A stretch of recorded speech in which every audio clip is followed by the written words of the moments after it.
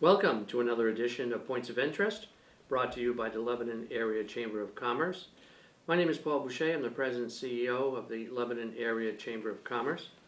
And as we do each week, we present you with the calendar of events that's going on in the Upper Valley this week. And we have a special guest to speak on a particular topic. And this week is no different. We have Christine Walker, who is the Executive Director of the Upper Valley Lake Sunapee Regional Planning Commission. A long word. Yeah, it's a long And to talk about a particular project that they're undertaking. But for now, what's going on this particular week, this is all week long, and we often pick on the poor attorneys. But the New Hampshire Bar Association has established a law line, and they got volunteer attorneys that are providing brief legal information and advice over the telephone. The service is free, and it's a public service of the New Hampshire Bar Association. They are open 6 to 8 p.m. for those who work during the day every evening, and their number is 1-800-868-1212. Also, on Wednesday of this week, and anybody likes to get out and about, the Tour the Night Sky in Etna, 8:30 to 9:30 p.m. at the Etna Library, and Stargaze with Julie Skinner, and who is an astronomy graduate student at Dartmouth College, and it's for all ages. Welcome, and they have some telescopes to share. So if you're in trying to try that out a little bit, it's I would suggest you call 643-3116. And then we have Lebanon Farmers Market, as usual. They're going to be running here in the park until mid-October every Thursday, and then they will move into the Lebanon Methodist Church on School Street here for one Saturday a month. But for now, we're still in the park, and that is 4 to 7 p.m. on Thursdays, and have entertainment also, folk and pop music with Mike Cressy, who is performing. One of the interesting things that we experienced last week is, of course, we had Labor Day weekend, and it was estimated that we had 540,000 people that came through New Hampshire in the 3-day period. That's over half the the population of the state of New Hampshire. But it was an excellent weekend weather-wise, and they came. And it's always welcoming to have the visitors to see us, because they expected that they spent $71.5 million in the state in the 3 days. And that's through, and the state benefits through the rooms and meals tax, the gas tax, and the business profits tax when they buy different items at the store. So it was a very successful. New Hampshire Department of Tourism tells us that it was a 2% increase over last year. Price of gas was holding pretty well then, and so that helped them. And it was an excellent summer. Weekends were great, and so it was a great tourism season. We anticipate and hope that the fall foliage season will carry on. As I have done in the past, I'm what they call a leaf peeper.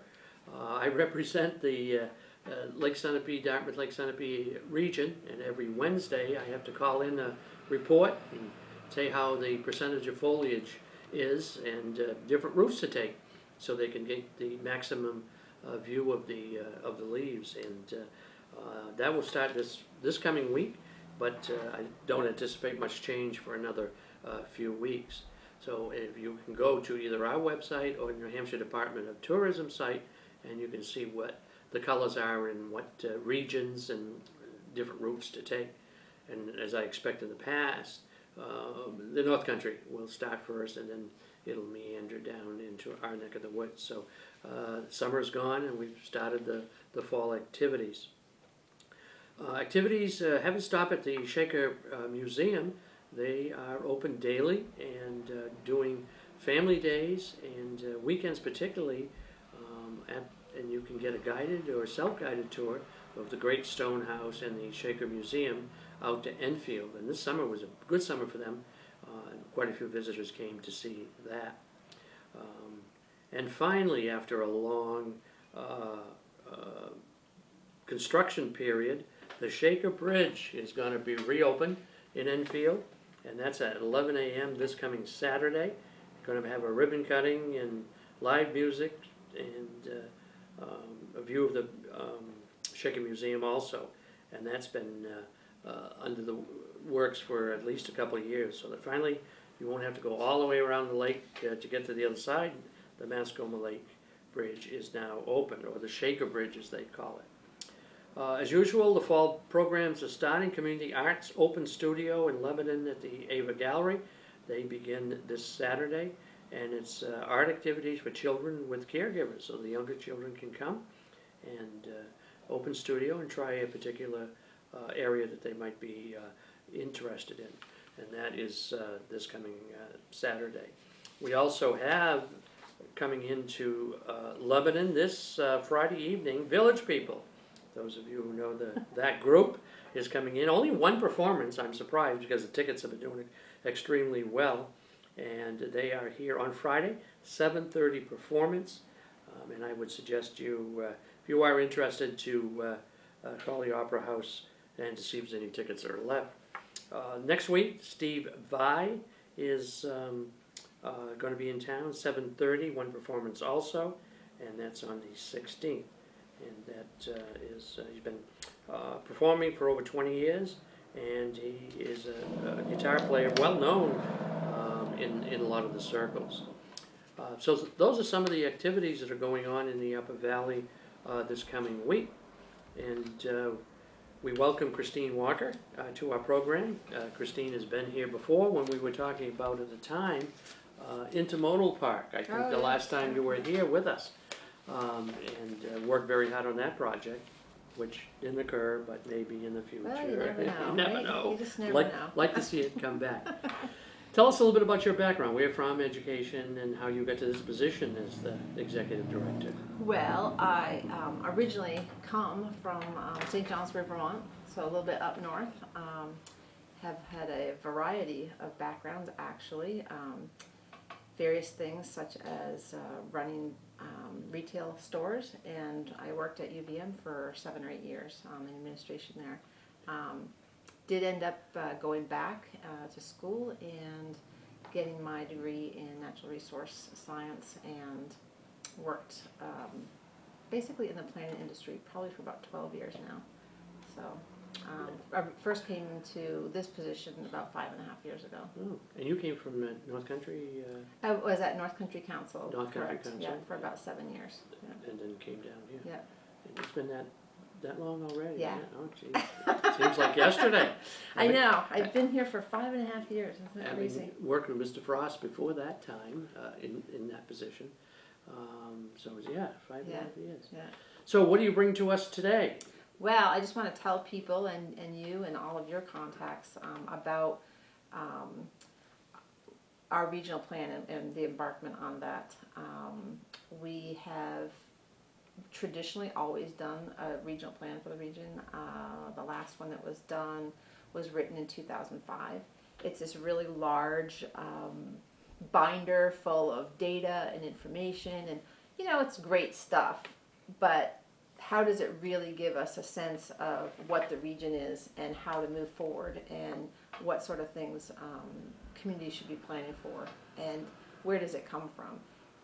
We've been an organization since 1963, so next June, when we celebrate our annual meeting, it will be the beginning of our 50th year. Oh, wow. So yeah, the organization's been around a long time. It originally started as an economic development organization.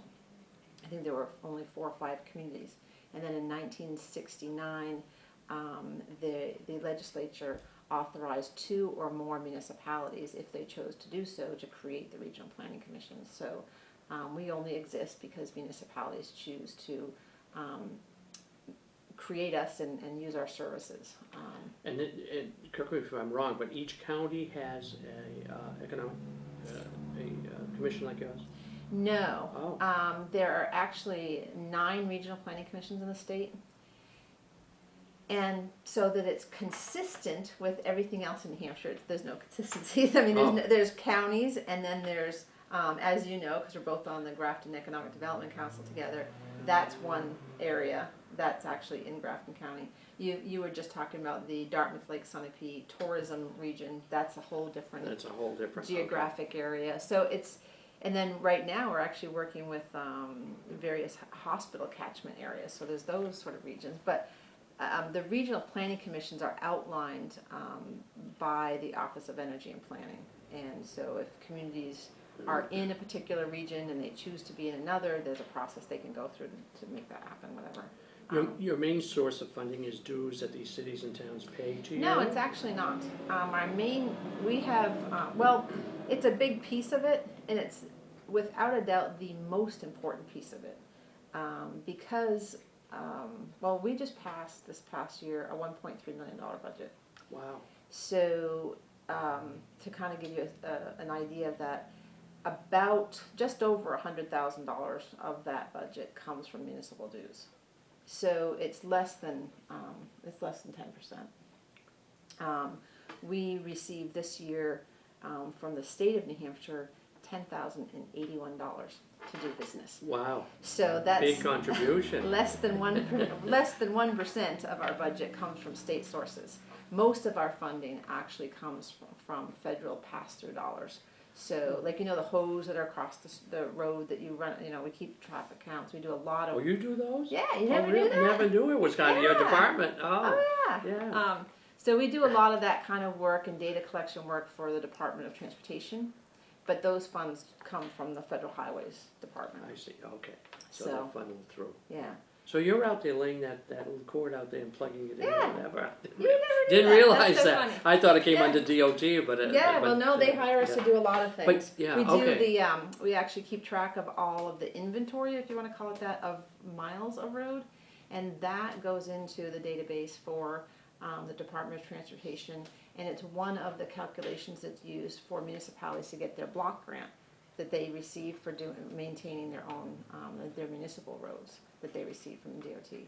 So it's one of the calculations for that. So basically the roads wouldn't change, but if there's a new development, for example, is that counted? Yep, Let's say a yeah. housing development goes in a Yep. particular place, so that's counted. Yeah, so you're I was looking gonna at say the they don't- mileage, how many miles are there within each community? Believe it or not, there's actually some roads that disappear after, they're not used or whatever. That's rare, but it They were, happens, yeah. so. Anyway, we've done a regional plan over the course of time many times. I think because of the structure that we're funded, we haven't ever really had an opportunity to do things in a way that other than to, okay, here's some stuff, we're going to put this together, we're going to make sure that we're doing a good job and meeting our statutory obligation by creating the regional plan. But how much can we really put into staff time to going out and really understanding what it is that people value in the region? So that's what we're doing right now. Because we were successful in receiving funding from HUD, which is Housing and Urban Development on the federal level, we have been out to 7 or 8 different events already. We're at the Canaan Speedway, we were at the Cornish Fair, we were at the Lebanon Farmers Market, the Apple Pie Craft Fair down in Newport. Let's see, on the 22nd, we're going to be at Reach the Peak, an event down in Claremont. And then the 30th, which I think is a Sunday, is the down on Lake Sunapee and Sunapee, the Chowder Fest. Oh, Chowder Fest. Yeah. Oh, yes. So there's a number of events like that. So we're just trying to encourage people to come to those events, not only for the event, but for, because they're fun, but, and while they're there, to come and talk to us. We've got a number of different displays, mostly asking what's important to people. What do people value? What are the things that are important to the region, and how can we start structuring something that really everybody has a sense for? This is the region. And as you know, in our region, which goes from Piermont down to Charlestown along the Connecticut River, and then Wilmot and Washington, there's really sort of 3 different regions, right? I mean, It's really hard to get a sense. If you say North Country, I think everybody sort of has a concept of what that means. If you say the Seacoast, people sort of know what that means, but the our area to sort of talk about it as a region is really difficult. So we're trying to figure out how to define that, and we're sort of really starting at the basics and asking people what they value and what's important in their community. And what type of questions? Is it roads? Is it development? Is it clean air issues, green? Like, what are we hearing back from people? What questions should they ask? What you're hoping to get back from them? Well, what we have is that we have a sort of a display, and it says, from 1 to 5, what are the things Okay. that are important to you in your community. So the types of things that we're getting back from that are really, I mean, I find it all fascinating because I just love talking to people about what's important in their community. But it doesn't matter where we are and what demographic we're talking with.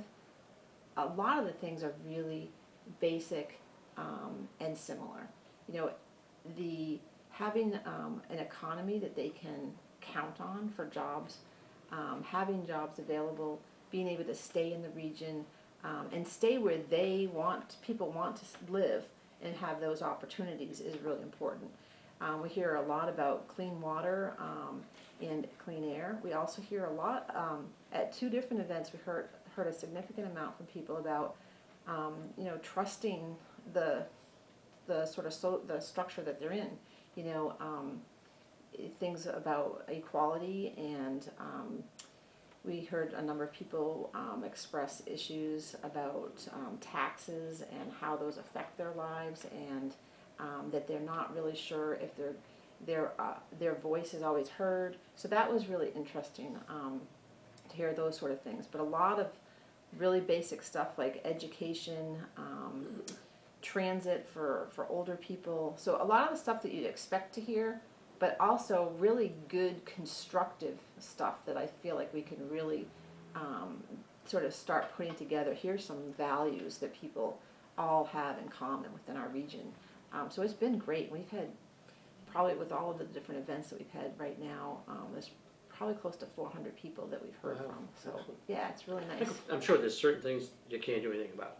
I mean, Yeah. But there's really a lot of things that you can by Mhm. getting all this information. Are you getting a diversion? Like, would you get different questions from Charlestown as you would in Lyme or Orford, for example? Well, that's than what's so Lebanon? fascinating is we're not really hearing that big of a Oh, difference. okay.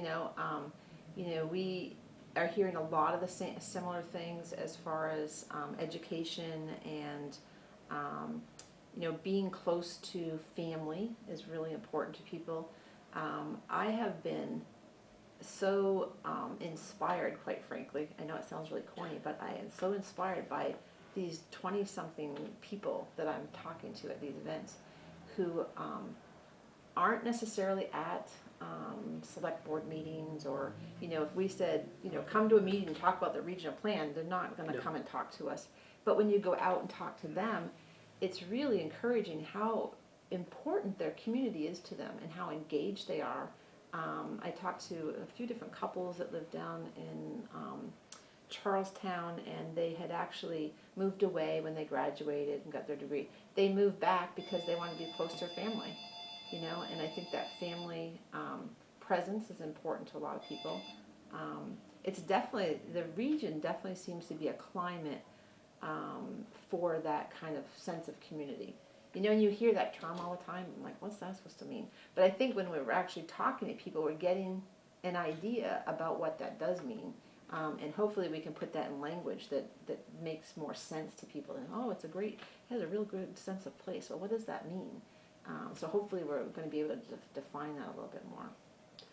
And then once you get all of this information together, you will then collate, Mm-hmm.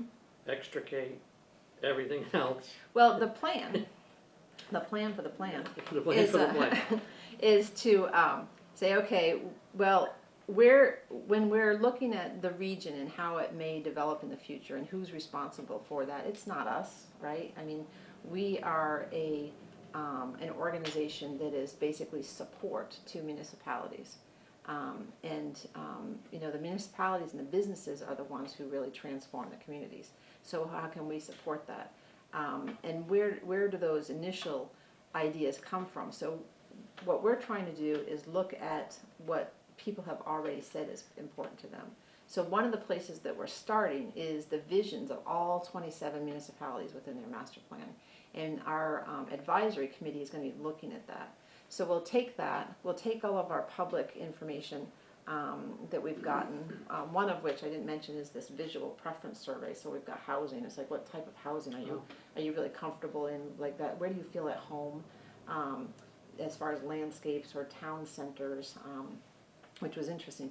People really want all those businesses located where they can, in one place. So not counterintuitive, but it's nice to hear that play out when people are talking about it. We're also going to be putting on our website, which is really exciting. This is kind of cool.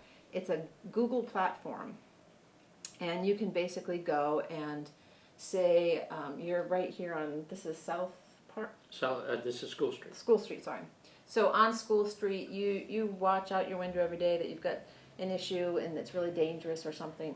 You could go and you put a little pin on School Street and say, this problem should be addressed like this. And people I can... have a list of those. Good. I have a list of those. So you will go and use this website, right? And then it will, and then people can vote up and down, just a thumbs up or thumbs down, that they either agree or disagree with your comment. So our entire region will be able to people will have input in a way that we haven't had before. Because if we can't get people to come and tell us stuff, or they aren't at these events, they can at least go online and say, in my community, we have a safety issue with this intersection. And so we'll be able to get all that feedback.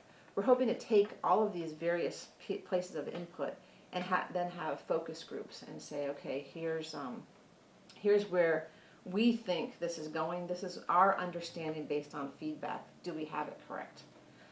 And then we'll take that, and we're hoping to meet with groups of municipal leaders, so select boards, city council, whatever, and say, this is everything that we're hearing.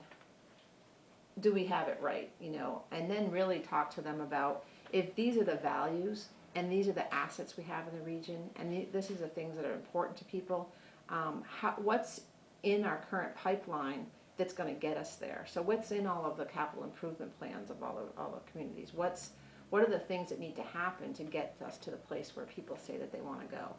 And what's unique about this whole process right now that we haven't had before is that on the federal level, as you know, as everybody knows, I mean, the resources are shrinking, and we really need to be much more efficient with how we are implementing projects and what sort of investments we're making in communities.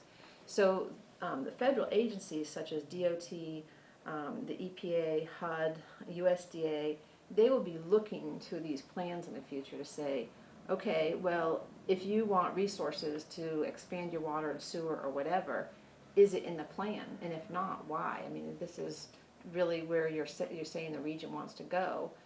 It should be part of that whole process. So it's a grassroots project. Absolutely. That's going to feed up to the municipalities and that type of thing. Do you expect it to be as thick as the No, last one? no, and that's exactly why I pointed out the old one. I think that was a more traditional way of doing stuff. Here's all the data, you go figure it out. What we're hoping to do is have appendices of those types of data if someone really wants to look through that. But are you familiar with our housing needs assessment that we just finished? Yes. It's like a 30-page, almost like a brochure type of thing. That's what we're hoping to have, the regional plan just outlining, here's the values of our region, here's the assets that we can build off, and here's the types of things that we need to implement to get to a place that people say that they want to get to. So if someone missed all these venues that you went to and would like to make comments, the best way is through the Google survey? Absolutely. And your website is how to get there? If you go to our website, which is www.ublsrpc.org, there will be, it's not quite there yet, but it will be in the next week or two, a new icon on the top of our website that just says regional plan. And you can go right there. It'll have, we have all the results from all of the different outreach efforts. We'll have opportunities for people to participate in other things.